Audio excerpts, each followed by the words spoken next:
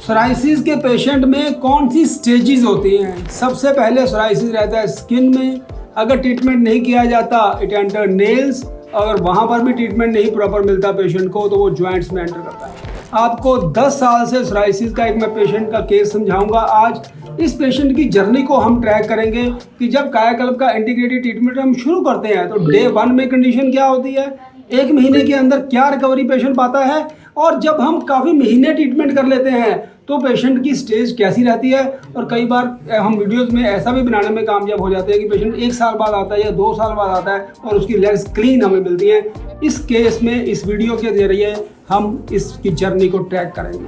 आप देखिए, ये है टिपिकल प्लेग सोराइसिस, जहाँ पर आदमी की चमड़ी मछली के समान हो जाती है और छिलके बन के उतरने लग जाती है। अगर इसके ऊपर कुछ लुब्रिकेंट हम नहीं लगाते तो ये इस तरह हो जाता है, और अगर पेशेंट कोकोनट ऑयल या कुछ वैसलीन या लुब्रिकेंट लगाता है तो ऊपर की स्केल्स रिमूव हो जाती है। तो आज आपने देखा और आप यहाँ देख रहे हैं कि ये आप देखो कट्स लगने शुरू हो गए हैं, और कई बार खुजली करने में इसके अंदर ब्लीडिंग भी आनी शुरू हो जाती है। 1 महीने के बाद हम इसकी पेशेंट की जर्नी को ट्रैक करेंगे।